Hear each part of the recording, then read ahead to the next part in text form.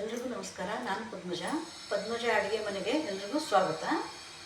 ಇವತ್ತು ನಾನು ಬಟ್ಟಿ ಶೇಂಗಾ ಹೇಗೆ ಹುರ್ಕೋದು ಅನ್ನೋದು ತೋರಿಸ್ತೀನಿ. ಈ ಥರ ಆಗ್ತಾ ಉಂಟು ಬಟ್ಟಿ ಶೇಂಗಾ ಅಂದರೆ. ಇವು ಸಿಪ್ಪೆ ಬಿಚ್ಚಿದ ಶೇಂಗಾ ಸಿಪ್ಪೆ ತೆಗೆದದ್ದು. ಇವು ಒಂದು ಕಪ್ ಶೇಂಗಾ ಇಟ್ಕೊಂಡಿನಿ. ಅಲ್ಲಿ ಒಂದು ಸ್ವಲ್ಪ ಉಪ್ಪು, ಒಂದು ಅರ್ಧ ಕಪ್ಪು ಉಪ್ಪು, ಅರ್ಧ ಬಟ್ಲು ಉಪ್ಪು. ಇದನ್ನು ಉಪ್ಪು ದಪ್ಪ ತಳ ಬಾಣಲೆಗೆ ಹಾಕ್ಕೋಬೇಕು. ಹಾಕ್ಕೊಂಡು ಅದು ಉಪ್ಪು ಕಾಯುವವರೆಗೂ ಒಂದು ಸ್ವಲ್ಪ ನೋಡಬೇಕು. ದಪ್ಪ ತಳ ಇರೋ ಉಪ್ಪು ಹಾಕ್ಕೊಂಡು ಕಾಯಬೇಕು. ಕಾಯಿದ್ಮೇಲೆ ಅದು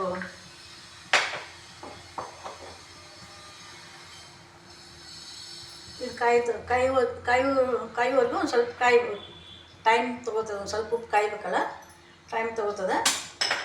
ಈ ಉಪ್ಪು ಈ ಥರ ಕಾಯಿದ್ಮೇಲೆ ಉಪ್ಪೊಳಗೆ ಶೇಂಗಾ ಹಾಕ್ಕೊಂಡು ಹುರ್ಕೋಬೇಕು. ಉಪ್ಪು ಕಾಯ್ದ್ಮೇಲೆ ನೋಡಿ ಈ ಥರ ನೋಡಿಕೊಂಡ್ರೆ ಉಪ್ಪು ಕಾಯ್ದದ್ದು ಬಿಟ್ಟೋದು ಗೊತ್ತಾಗ್ಬಿಡ್ತದೆ. ಒಂದು ಸ್ವಲ್ಪ ಮುಟ್ಟು ನೋಡಿದ್ರೆ ಉಪ್ಪು ಕಾಯ್ದದ ಮೇಲೆ ಶೇಂಗಾ ಹಾಕಿ ಹುರ್ಕೊಳಕ್ಕೆ ಶುರು ಮಾಡಬೇಕು.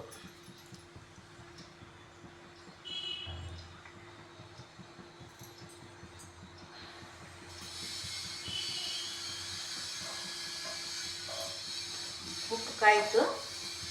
ಇವನ್ನ ಈ ಶೇಂಗಾ ಇದ್ರೊಳಗೆ ಸ್ವಲ್ಪ ಹಾಕ್ಕೋಬೇಕು. ಸ್ವಲ್ಪ ಹಾಕ್ಕೊಂಡು ಹುರ್ಕೋಬೇಕು ಶೇಂಗಾ.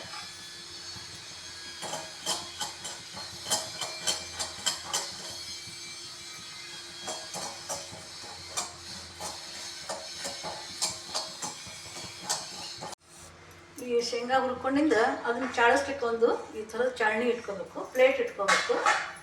ಇಟ್ಕೊಂಡು ಇದಾಯ್ತು, ಇದು ಹುರಿದಾಯ್ತು ನೋಡಿ. ಇವು ಚಟ ಶಬ್ದ ಬರ್ತಾವೆ ಹುರಿದ ತಕ್ಷಣ. ಒಂದು 5 ನಿಮಿಷ ಬೇಕಾಗ್ತದೆ ಹುರಿಲಿಕ್ಕೆ ಅಷ್ಟೇ, ಭಾಳ ಬೇಕಾಗೋದಿಲ್ಲ.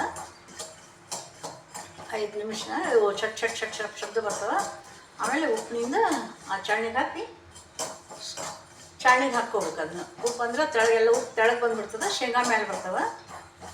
ಆಮೇಲೆ ಅದಕ್ಕೊಂದು ಒಂದು ಯಾವುದೇ ಬಟ್ಟೆ ಟಾವೆಲ್ ಹಾಕ್ಕೊಂಡು ಆ ಟಾವೆಲ್ ಮೇಲೆ ಹಾಕಿ ತಿಕ್ಕಿದ್ರೆ ಶೇಂಗಾ ಸಿಪ್ಪೆಲ್ಲ ಕಿತ್ಕೊಂಡ್ಬಂದ್ಬಿಡ್ತಾವೆ.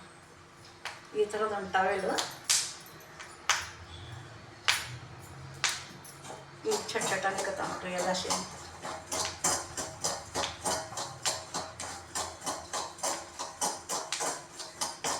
ಈಗೆಲ್ಲ ವಿಜಾಪುರ ಶೇಂಗಾ ಭಾಳ ಫೇಮಸ್ ಅಲ್ಲ. ಇದೇ ಥರ ಹುರಿದಿರ್ತಾವೆ ಅವರು, ಬಟ್ಟೆಯೊಳಗೆ ಹಾಕಿರ್ತಾರೆ. ನಾವು ಬಟ್ಟೆ ಇರಂಗಿಲ್ಲ, ಅದಕ್ಕೆ ನಾವು ಉಪ್ಪಿನಾಗ ಹಾಕಿ ಹುರ್ಕೊಂಡ್ರೆ ಬಟ್ಟೆ ಶೇಂಗಾ ಆದಂಗೆ ಆಗ್ತವೆ. ನಮ್ಗೆ ಶೇಂಗಾ ಹುರ್ಕೊಂಡು ಸಿಪ್ಪಿ ತಗೊಂಡು ಹೆಂಗು ಸಂಕ್ರಾಂತಿ ಬಂತಲ್ಲ, ಸಂಕ್ರಾಂತಿಗೆ ಹೋಳಿಗೆನೂ ಮಾಡ್ಕೋಬೋದು, ಚಿಕ್ಕಿ ಮಾಡ್ಕೋಬೋದು. ಈ ಥರ ಹಿಂಗೆ ಚಾಳ್ಣಿಗೆ ಹಿಡ್ಕೊಂಡ್ಬಿಟ್ರೆ ಉಪ್ಪೆಲ್ಲ ಕಾಳು ಹೊಡಿತದೆ. ಶೇಂಗಾ ಈ ಥರ ಆಗ್ತಾವೆ ನೋಡ್ರಿ ಶೇಂಗಾ ಎಲ್ಲ.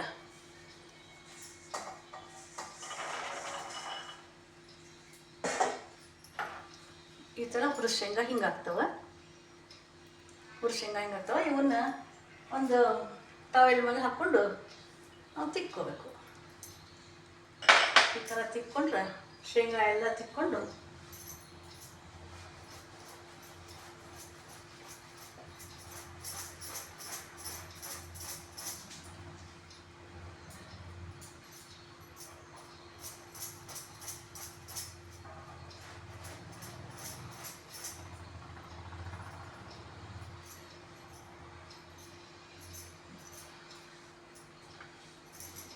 ಮತ್ತು ಅದೇ ಚಾಣಿಗೆ ಹಾಕ್ಕೊಂಡ್ರೆ ಆ ಸಿಪ್ಪೆ ಹೊರಗೆ ಬಂದ.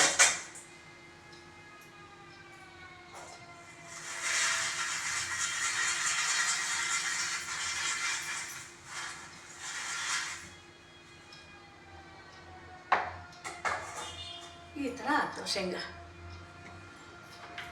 ಇದನ್ನು ನಾವು ಹೆಂಗೆ ಬೇಕಂಗೆ ತಿನ್ಬೋದು. ನೋಡ್ಕೊಂಡ್ರಲ್ಲ ಶೇಂಗಾ ಹೆಂಗೆ ಹುರ್ಕೋದನ್ನು ನೋಡ್ಕೊಂಡ್ರಲ್ಲ. ಧನ್ಯವಾದಗಳು.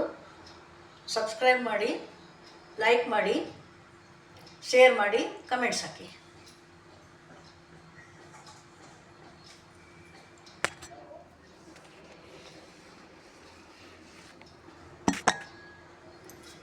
ಧನ್ಯವಾದಗಳು.